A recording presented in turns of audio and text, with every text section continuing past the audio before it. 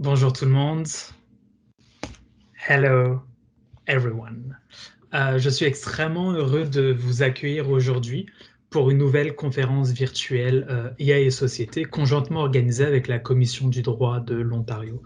I am delighted to welcome you today for a new AI and Society virtual talk jointly organized with the Law Commission of Ontario. For those who don't know me, my name is Florian Martin Barito.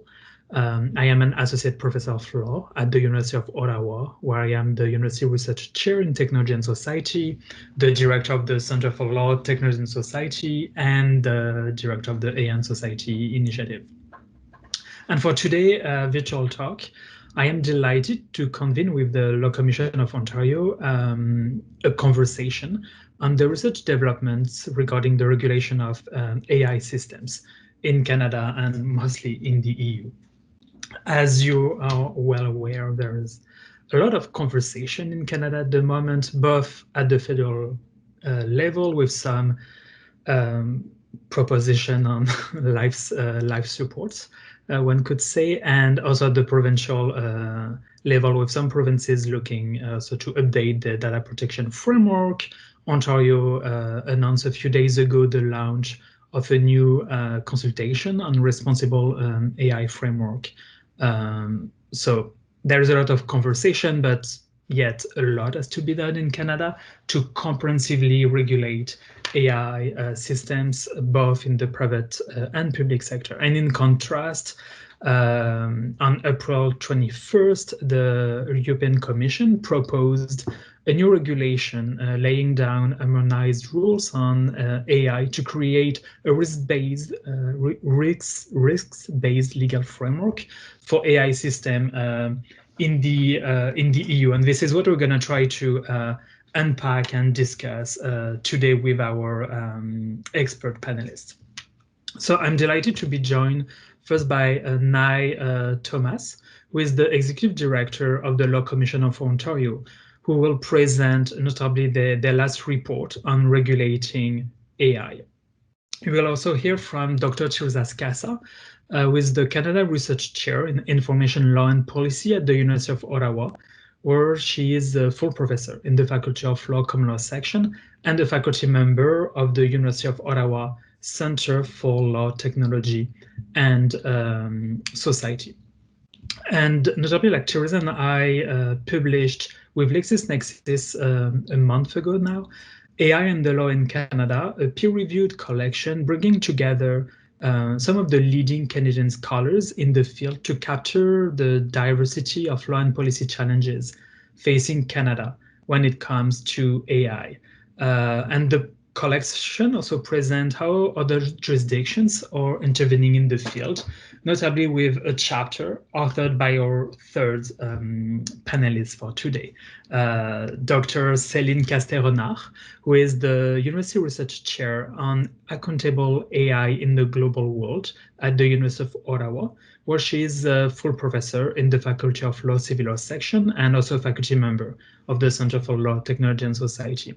And Professor Castet-Renard is a renowned expert, notably on the EU approach to AI, and she will try to best to unpack in a very short period of time the key principle of the EU proposal. And so I will start this conversation with a first round of questions to our panelists to kind of set the landscape, the ground for the conversation and unpack those latest developments.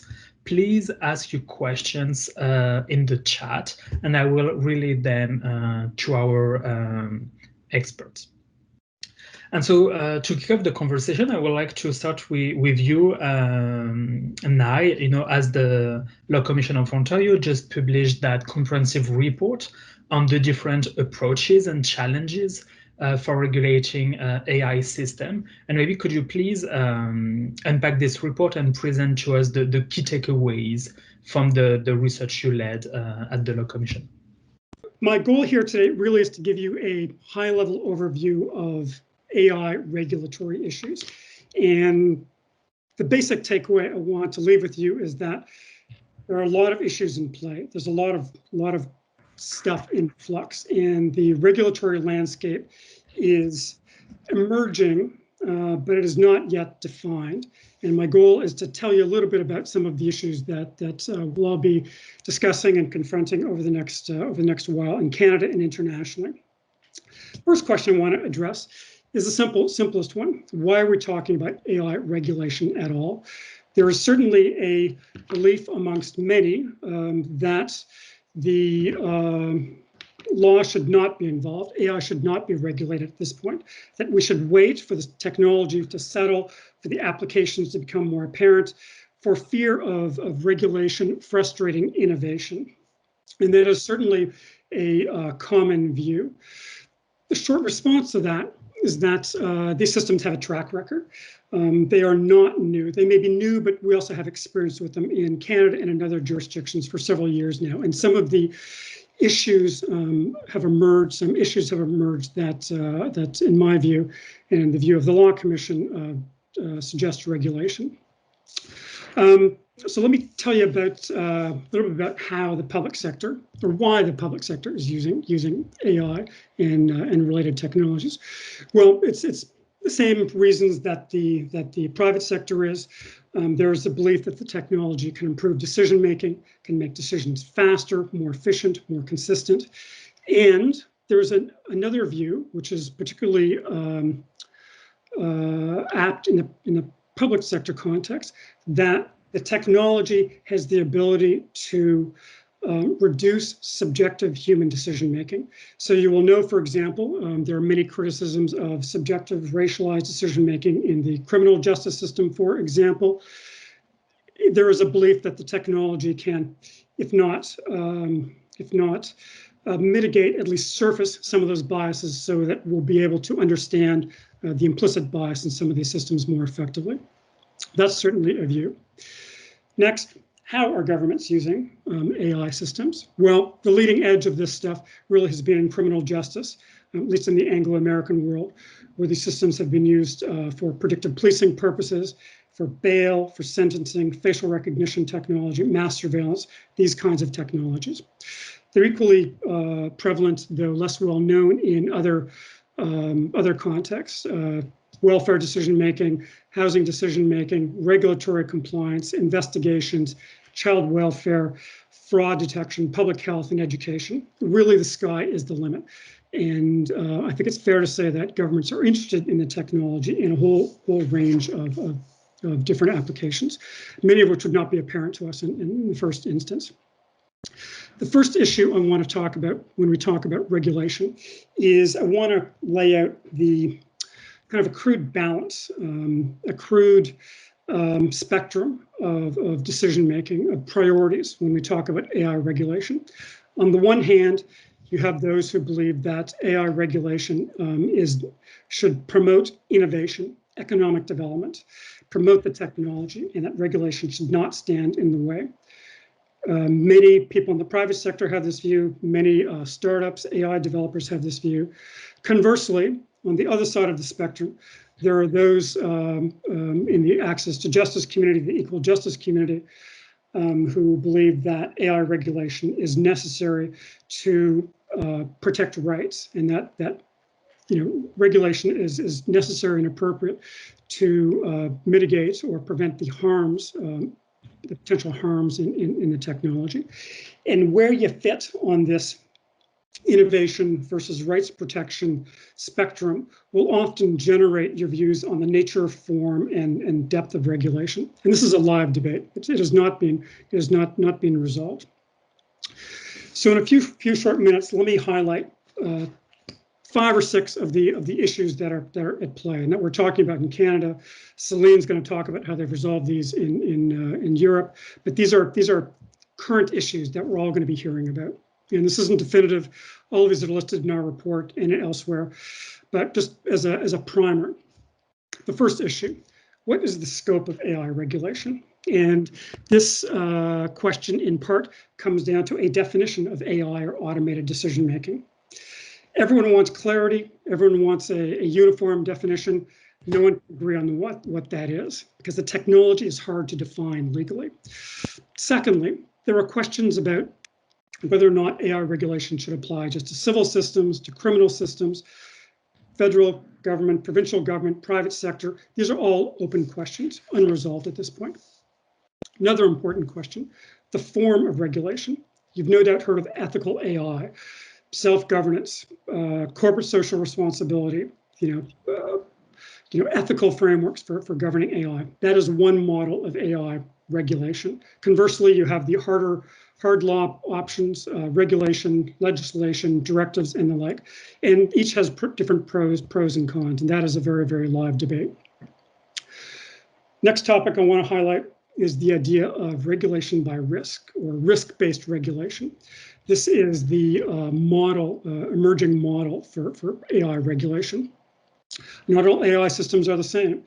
They can range from, example that's often used for allocating camping spaces, all the way up to national security applications, border security, criminal justice, welfare determination. Clearly, the impact on individual rights, systemic societal interest is vast. And the idea of risk-based regulation is an attempt to isolate what risks or harms are potential, or interests are potentially implicated by specific AI systems, and to design a regulation accordingly. In some cases, it may be very light touch. In other cases, it may be something that's much more substantive. Next issue is a question around transparency and disclosure. There is an emerging consensus, I believe, that because of the black box problem, which you've no doubt heard about, because of the inherent opacity of these systems, the novelty of these systems, there's an important priority to make them transparent and to disclose some elements of the system.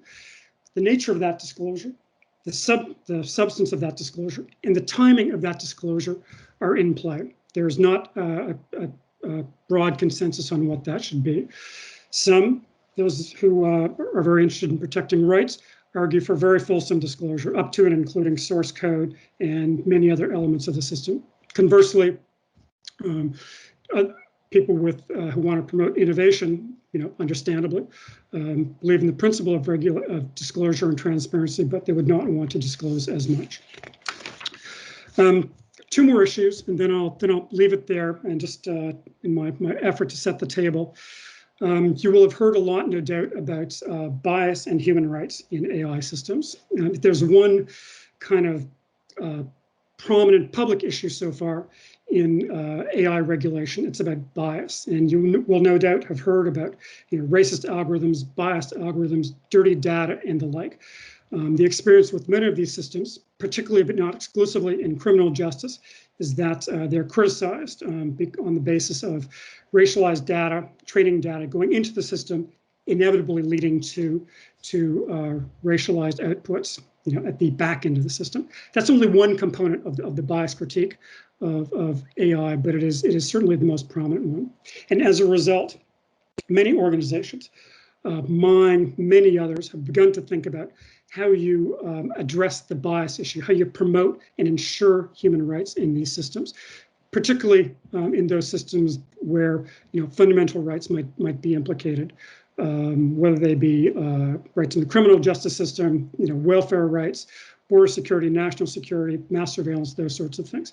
How do you protect and assure the public and the potential subjects of these systems that their rights will be respected? Which leads me to the last issue that I want to mention, which is not mentioned a lot in the literature, but which is, of course, important to those of us in the legal system. And that is how you ensure these systems have a modicum of due process and procedural fairness. When we're talking about public sector AI systems, algorithmic systems, you're talking about administrative law, you're talking about the charter, you're talking about due process rights. How do we ensure that people who wish to challenge these systems, for whatever reason, have access to justice? How do we ensure that their procedural fairness rights are real, that they are not frustrated by the opacity or complexity of these systems, such that the right to challenge these systems is hollow, is meaningless? And a lot of organizations, again, mine, many people at the University of Ottawa, Teresa, and others, are thinking about how these systems can be built and regulated in a way to ensure procedural fairness and due process. So that's it. That's my time. I will, of course, answer any questions. And as I say, we deal with all these issues and more in some of our Law Commission reports. And I'd be happy to answer any questions that that people may have. Thank you. So now you just mention some of the some options we have in the public sector with administrative decisions and automated decision making. Maybe could you try to present again, like in 10 minutes, what's happening in Canada? So what we did at the federal level with the TBS directive, and maybe some of the recent development that we're seeing both at the federal and the provincial level. Sure. Yeah, thank you very much, and thanks, Nye, for really setting the table for the discussion so effectively. So the first thing I want to note is I think that we're likely to see a fairly fragmented approach to AI regulation in Canada, and so we're going to see, and we've already started to see, federal measures, provincial measures, public sector measures, private sector measures. And so we, and this is the way privacy regulation is fragmented across Canada as well. Some of the first developments in Canada have been with respect to AI, the use of AI in the public sector. And so at the federal level, we have the very interesting federal directive on automated decision-making and the artificial intelligence impact assessment. And so this is a federal Treasury Board directive. It's an interesting development. It is now in effect. It applies to any automated decision system that's developed or procured after April 1st, 2020. And it's meant to apply to automated decision-making processes used by federal government departments and agencies. And those are not just automated decisions, but also ones where AI is used as part of the decision-making system. And so this is, this is something to think about too. This is one of the decisions that needs to be made in regulating. Are we talking about fully automated decisions that get regulated? Are we talking about the use of AI to assist in decision-making? I think in many of these devices and instruments, you see these choices between different options when it comes to regulation, and so that's one of them there. I should just note that as I'm talking, there are a number of documents that I referred to in my talk, and I believe that Justine has posted links to some of those documents, so you'll see a link for the federal directive as well as other things that I'll be mentioning show up in the chat. So the DADM creates an adaptable set of obligations or requirements depending on the impact of the decision-making process. If there's a higher impact on the rights or interests of individuals or communities, then there's a higher level of obligation. And Nye spoke about this kind of risk-based framework where the more risk there is to a particular AI, the more requirements or obligations there may be. And so you certainly see that in the directive as well as in the algorithmic impact assessment tool. That's one of the things that's being assessed is the level of risk. It applies to the directive applies to the decision to adopt or develop an AI system, and there are at that stage there are impact assessment, for example, and peer review requirements. But there are also obligations for the life cycle of the AI, so ongoing transparency obligations as well as, if the risk is sufficient, ongoing evaluation of the outcomes or output of the AI. I've mentioned the algorithmic impact assessment tool that can be used to help assess the impact level of the AI system that's been put in place. And Canada is also currently building a list of suppliers who've committed to working within the framework in helping departments and agencies to develop AI consistent with their algorithmic impact assessments. And you'll see there's a link. There'll be a link to that list, evolving list of companies that have committed to working within this algorithmic impact assessment framework in Canada. So that's certainly an interesting development at the federal level in terms of the use of AI, automated decision-making in the public sector. The Ontario government, as Nye mentioned, has launched a consultation on AI governance for a trustworthy AI framework, and I believe there's a link provided in the chat to that consultation. For those of you who are interested, the deadline is next week for providing feedback on the consultation.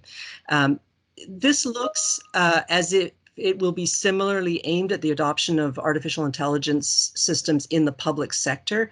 And as I mentioned, the ideas for this process are framed under 3 broad commitments: no AI in secret, AI use that Ontarians can trust, and AI that serves all Ontarians. And so you see this effort at the Ontario provincial level to develop some kind of AI governance framework that will apply to the use of AI in the public sector context. There are some other developments in Canada that are worth noting. Bill C-11, the bill to amend Canada's private sector data protection law, PIPEDA, will include a right, if it's passed, and that's a big question mark these days, but it will include a right for an individual to request an explanation of any prediction, recommendation, or decision made by an automated system, and to know how the personal information used to make that prediction, recommendation, or decision was obtained. So that is, that's one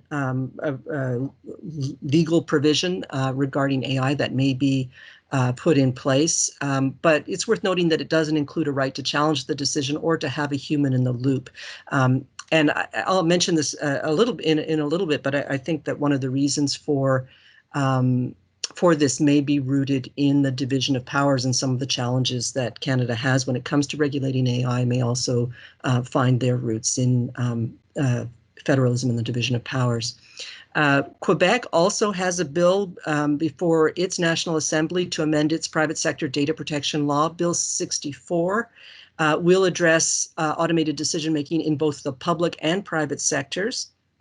For the public sector, it will apply to, the provisions will apply to decisions based exclusively on automated processes, and that's a choice, right? That's a policy choice. Is it going to be decisions that are based exclusively on automated processes, or ones that are assisted, where AI is a tool that is used to assist a decision maker?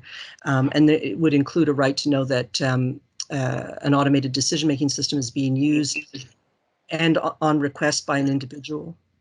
The right to know of the personal information used to render the decision, of the reasons and principal factors and parameters that led to the decision, and of the right of the person concerned to have the personal information used to render the decision corrected.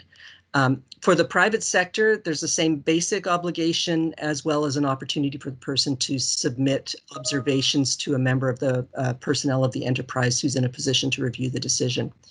A few other related AI-related developments in Canada. The Federal Privacy Act is currently under review. If we ever see a bill to amend the Federal Privacy Act, and I think we should expect to see one eventually, there should be provisions in there that will facilitate horizontal data sharing across the federal government, which is certainly related to the use of AI in government, as well as provisions that may relate to the use of automated decision-making systems as they, and the privacy issues that they raise. There was money in the recent federal budget for the development of data standards for the Standards Council of Canada, and that certainly is related to making data, particularly public sector data, more easily usable. There is money in the budget for a data commissioner, this new position, mysterious new role.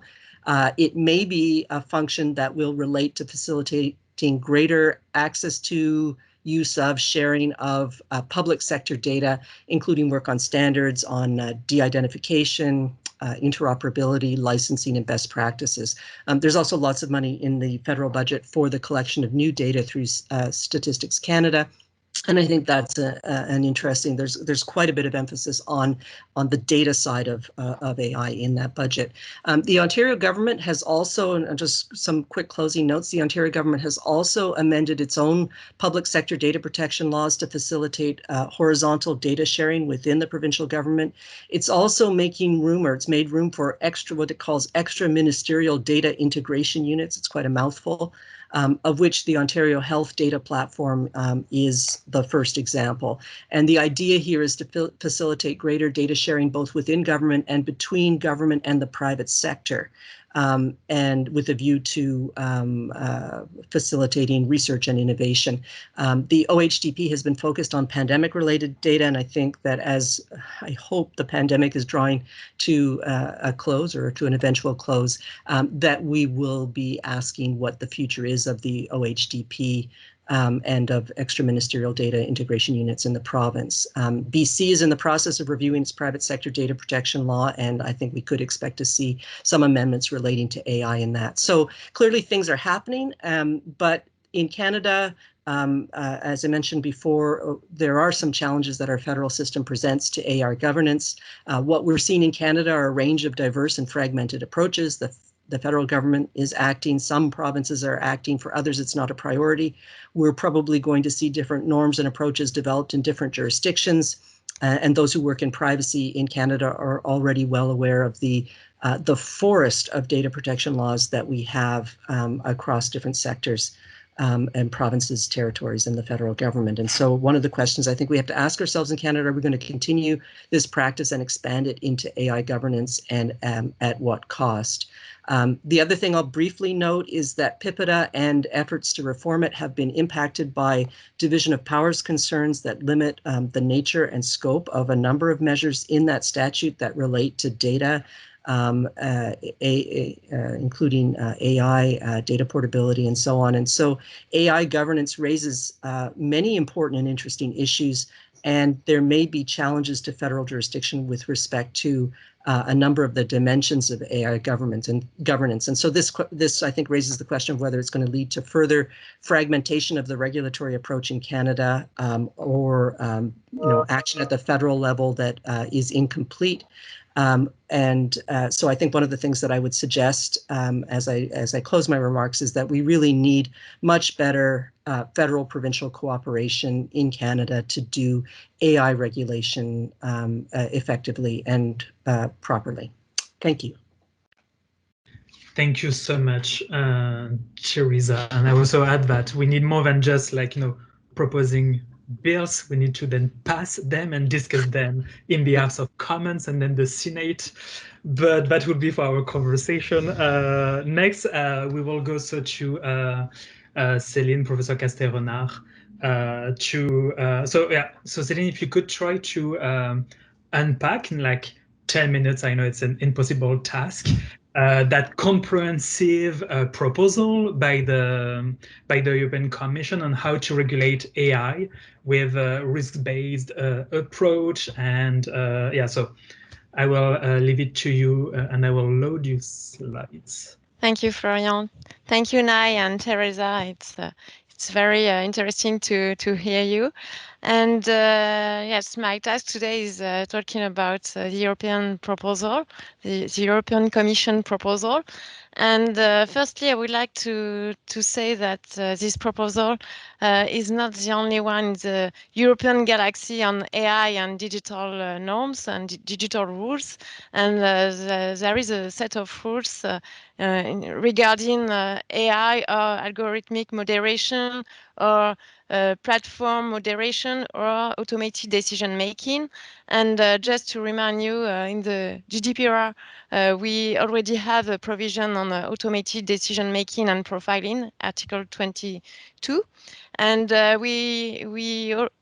we still have, because it's still proposals on the table, several proposals regarding Data Governance Act, and also we have some proposal on Digital Services Act and the Digital Market Act. And I just would like to pack this regulation, just to mention the fact this regulations are related to the digital strategy of the European Commission.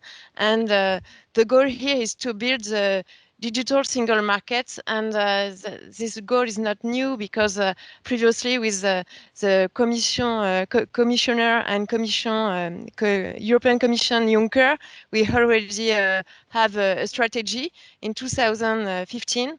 And now with the Commission led by Ursula von der Leyen, we still have a strategy on digital and AI regulation. So this proposal is not alone, it doesn't stand alone. And the goal, as Nai mentioned, is to address some risk, some issues regarding social and legal risk. and most of the risks are related to safety risk, of course, fundamental rights risk, and also uncertainty, problem of enforcement when we consider all the specificities of an AI system, such as complexity, opacity, unpredictability, and so on. And I think here the most important thing for the government today when it comes to regulate AI is to consider the risk of mistrust and the risk of unacceptability of the population. And I think there is an issue here, and there is a big reason why to regulate the AI is to build a trust, and also to build the market. And I have to say that is the main goal of the European Commission here, is to build the market, because the legal basis, the main legal basis of this proposal, which has made in last April, this proposal is based on Article 114 of the Treaty of the Functioning of the European Union, and it means it's really related to the market. And the goal, the subject matter here of this proposal is to regulate the internal market rules for the placing on the market and putting into service of AI systems. So the goal is very clear, and that is the reason why some purposes are excluded, such as military purposes. But it's also because the European Commission has no jurisdiction in this matter. So we can understand that the European Commission cannot take measures on military purposes or defense or national security topics. And I also need to mention the fact that the goal is also to coordinate the AI regulation with the EU acquis and with other regulation regarding the safety of specific products, such as toys, medical devices, or machinery. And there is another proposal which was presented the same day as the AI proposal. The other is the machinery proposal, and the goal is to reform an old directive. And this point here is to coordinate the AI system with a product, and specifically the robotics aspect of AI. And when it comes to consider the scope of this new proposal, this proposal of AI, we can very quickly see at a first glance that the scope is very broad from a territorial and material perspective. From the territorial approach, the providers and the users have to comply to this new regulation, a new proposal. And the providers could be public or private operators. And irrespective of results, these providers are established within the EU. So it means that, for instance, Canadian companies which want to propose their products as their AI system in the EU market has to comply to this regulation. And the users, that's exactly the same if the users, public or private users, are within the EU. They have to respect some provisions. And also, even if the providers and users are not established in the EU, if the AI systems produce some outputs within the EU, the AI regulation would apply. So the territorial scope is really, really broad. And the material scope as well, because we have to consider the AI systems which generate predictions, recommendations, or decisions, but also content, because we would like to focus on the problem of deep fakes. And I really would like to mention this fact because the content is not it's usually the content is not considered by itself when it comes to regulate AI. And also, the European Commission doesn't want to have a technical approach and to consider specific methods of AI. And here the goal is to be neutral. And that is very important to consider the fact that maybe today there is some methods are very fashionable, such as deep learning, but maybe in 2 or 3 years, other methods will occur or would be more successful. And the European Commission really would like to be broad at this step. And we have to consider machine learning, system experts, and also statistical approaches, which could be very surprising for AI experts. But once again, the goal here is to be is to consider all the method and to stay neutral, technological neutral, technical neutral. And as Nai mentioned it previously, the regulation encourage risk-based approach, and it means, as I said, that we do not consider any specific method, and we do not consider a specific sector. And the regulation is a comprehensive regulation, and we just have to separate and distinguish between use cases and between the risk of the use cases.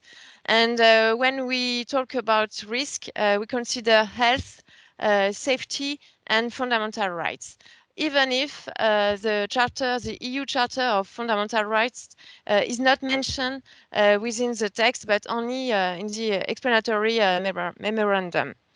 And a risk-based approach means we have to separate 4 levels of risk: unacceptable, high risk, and limited risk, and no risk or minimal risk. With no risk and minimal risk, there is no provisions, no mandatory rules, but the European Commission encouraged to adopt codes of conduct.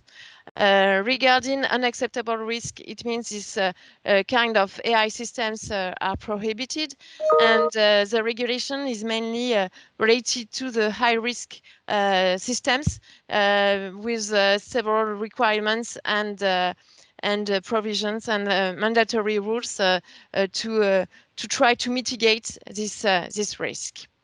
And I know I'm almost out of time, so I just want to mention that unacceptable risk, we have a list of 4 situations, and I guess the question of facial recognition for law enforcement purposes are the most famous case, and maybe we could talk about during the question, because there is a prohibition, but there are 3 broad exceptions of this prohibition. And just to give you a quick overview, the Annex 3 of the proposal lists the different use cases and the different sector, high-risk sector. And I think it's interesting to consider finally that even if the proposal is a comprehensive regulation, there is within the regulation there is also a sectoral approach depending on the risk. And I think this list is very interesting because it's really related to the research and all of risk we already have pointed out today. And there are some provisions and requirements to mitigate the risk, and basically there is a risk management process with a governance of data, with login and technical documentation requirements, and the more ethical obligations here are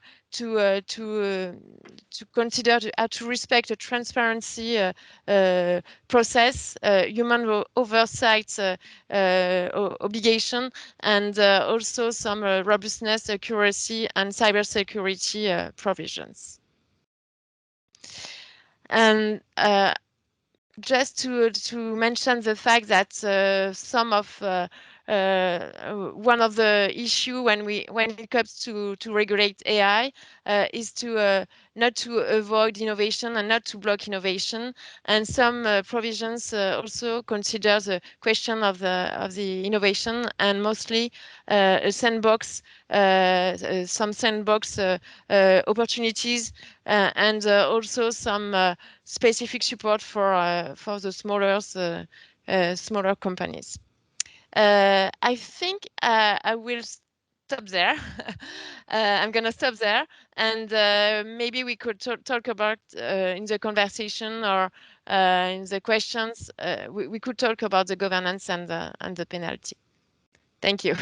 Perfect. Thank you so much, Céline, to have like unpacked the approach, and also like to highlight that, yeah, the latest proposal is just like one piece of the, as you said, like the galaxy of legal instruments, policy instrument that the Commission is deploying to govern the digital context.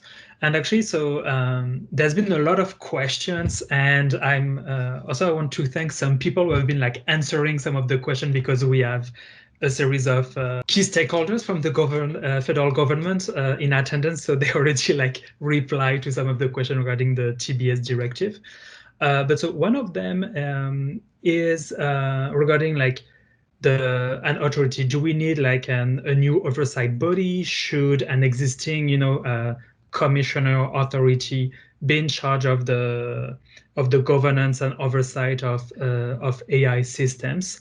What could work or not? And maybe that I would invite Céline to first give a take, and maybe with an opportunity to finish a presentation, because I think this is what you were like about to present the EU approach with like the states and the Commission working together.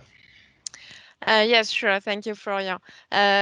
I just want to mention the fact that this is a regulation and not a directive. It means this proposal, when it's just a proposal at this step, but when it will adopted, it will be adopted by the Parliament, European Parliament, and the Council of the EU.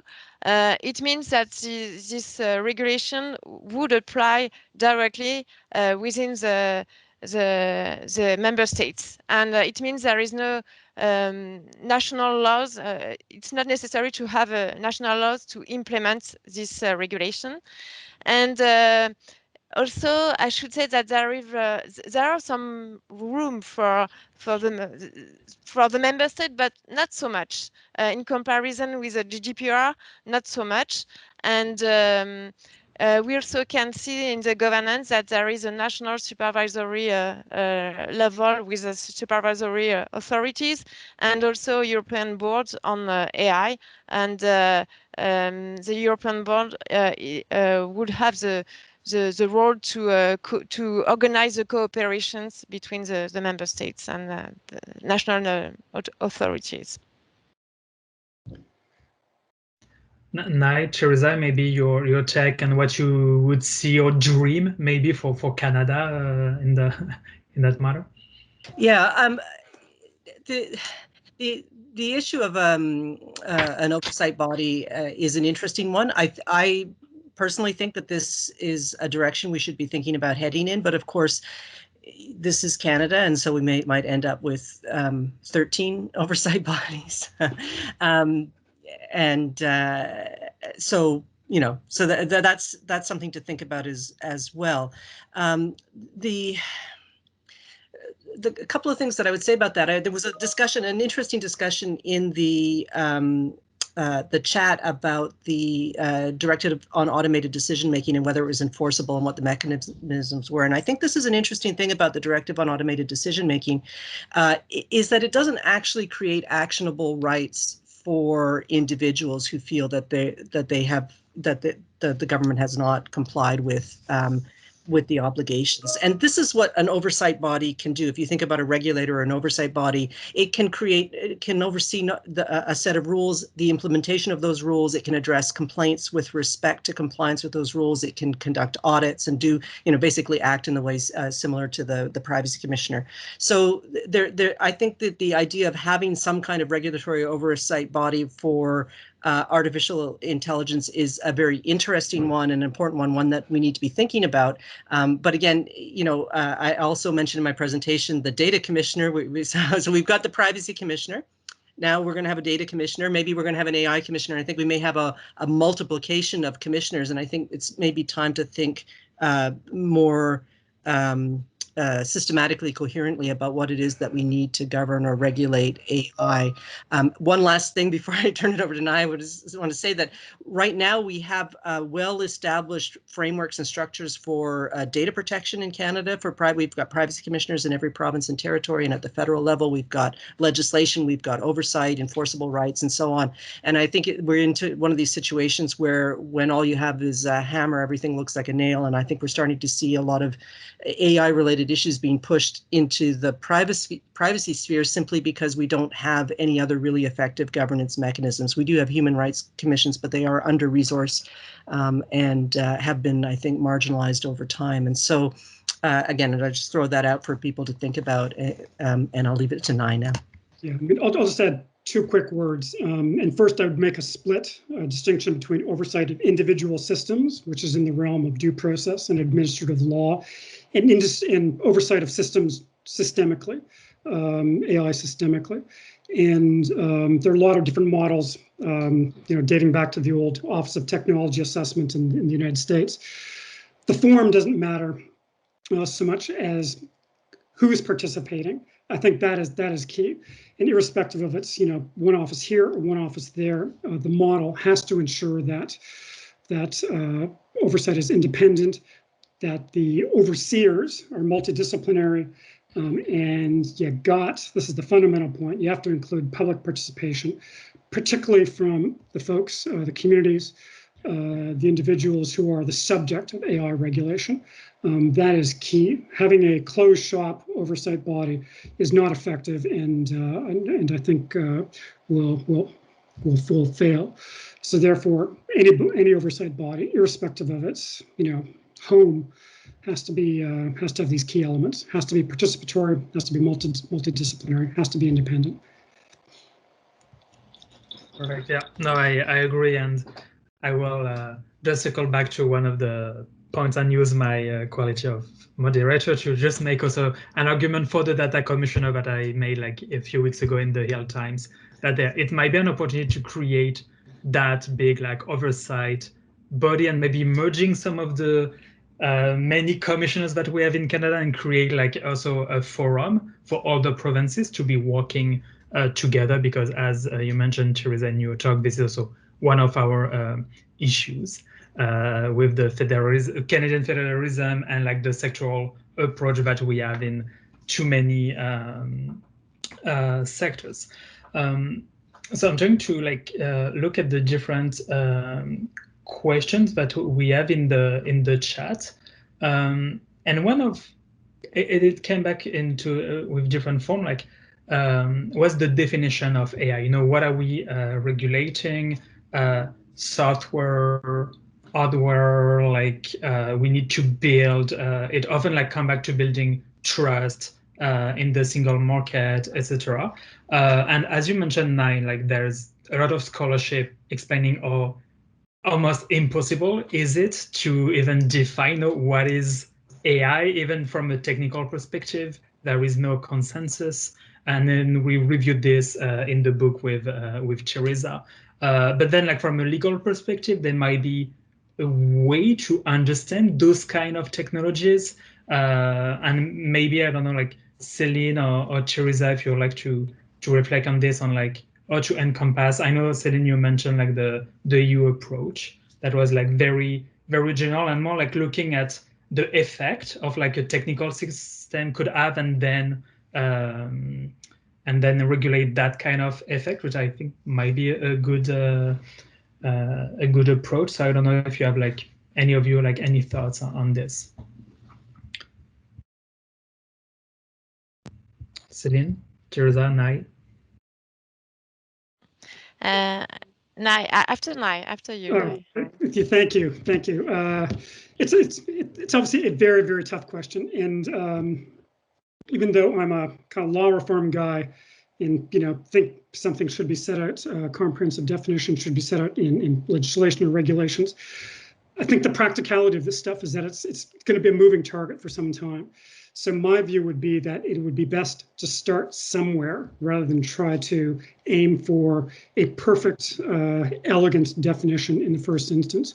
I personally kind of like the approach taken in the federal directive where they focus on automated decision making. So rather than the technical components of the system, they focus on how the system is used. And it seems to me that if we are taking emerging steps in regulating this stuff, that's probably a good place to start. And if we, Canadian governments agree on that approach, it brings a degree of harmonization and consistency across the country as well. And then you can build on it in the way that the EU framework is structured over time. But that's might be where I would start. I just want to add the fact that AI is not one AI, but many AI, even from a technical approach and technical perspective. And there are many methods, so I think it's not relevant for the lawmaker to consider the differences of the method. And you mentioned the effect, and I think the risk is the most important part of this question. And if I consider the public sector, usually the automated decision making are not very complex, and it's not really AI, but the effect could be very harmful. And I think that's most important to consider this effect and not really the complexity or opacity of the system. And I think that is important to have this impact process. And I should add that there is a kind of competition or race between different school of method of AI on the private sector, but also in the research field. And I think it's not relevant for the lawmaker to consider this competition and to be influenced by this kind of consideration. Yeah, and I just want to add one small thing to that. I think that and I mentioned the Directive on Automated Decision Making, which takes an impact-based approach. So the level of obligation is framed around the degree of impact of the decision-making system. But I just want to note there that the impact, I think there's a tendency to think of impact in terms of impact on individuals, and that's certainly an element of the DADM, but it also looks at impact on the environment, impact on communities, and so on. So it's a broad understanding of the potential impact of automated decision making. Yeah, no, and actually, and what you just said kind of linked to some other comments and questions that we had in the chat about like, do we need, like lawyers, lawmakers to be also at the same time like AI engineers? I would say like, yes and no, and it depends what we decide to regulate. And like, if we go on regulating the impact, the effect on individuals or like on societies, acknowledging some like systemic issues that those kind of system will be replicating. We might need like less technical background for the lawyers and policymakers, although we need them to understand that this is not magic and this is not like neutral, and there is like people making choices in the design of the system, not just in the data. The issue is bigger than data. But then like on the technical things, we could leave this to maybe the expert bodies, the technical organization like IEEE and others organization to set technical standards for data, for securities, but then like adding the regulation for the impact and for the way we manage data, because even though there is the issue of designing the system, there is like what kind of data, how we use it. And that's why I do believe the data commissioner might be a key element, if it's more than just an advisor. I'm saying that we're like arriving at the end of the time, but maybe I will get like another last question to reflect on this. The usual debate, and I know it's kind of a big question to end our conversation, but like on regulating technology, some people saying that if you want to regulate technology, it's because you're like against, progress, against innovation, les empêcheurs de tourner en rond, as we say in French, and others would say like, oh no, we need to like let go, we need to support the ecosystem. I think it was like two sides of the middle.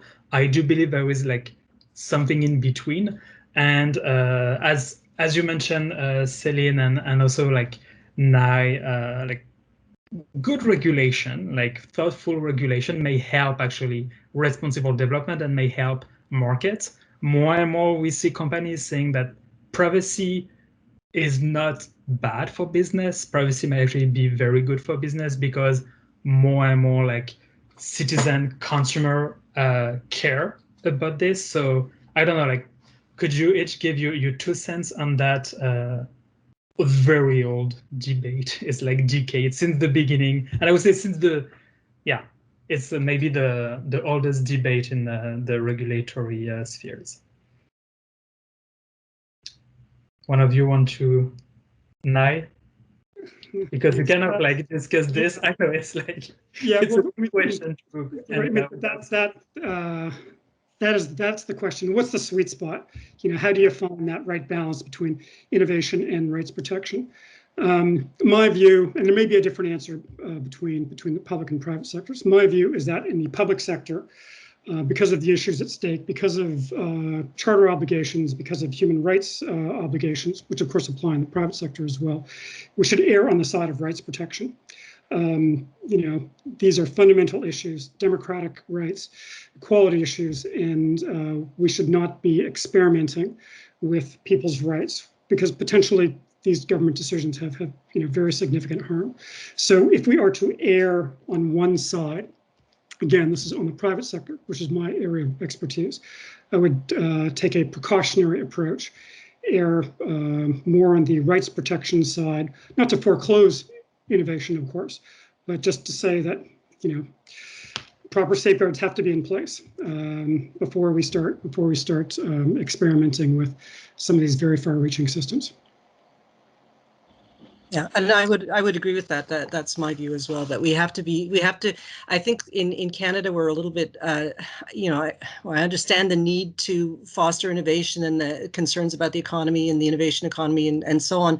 At the same time, these are people's lives and very many different aspects of people's lives that we're talking about. We're talking about health. We're talking about jobs. There's so many different aspects. And the other thing to think about is, of course, we don't necessarily have the recourses calibrated to give people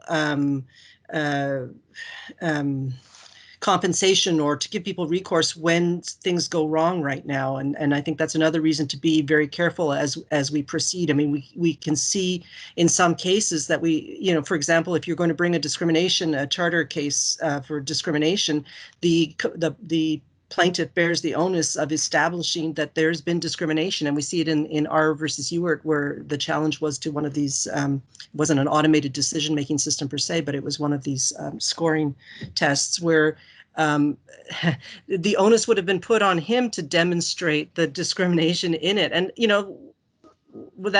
that in many cases will make the charter recourse unrealistic. So I think that we need to think about, we need to put rights up front, and we need to think about meaningful recourse for individuals when their rights are adversely impacted. I just see the word of Jason. I totally agree. And I just want to add that today in Canada, there are a lot of investment, private and public investments. And I would like to say that regulation is also a way to secure this investment. And I think that's necessary to go forward.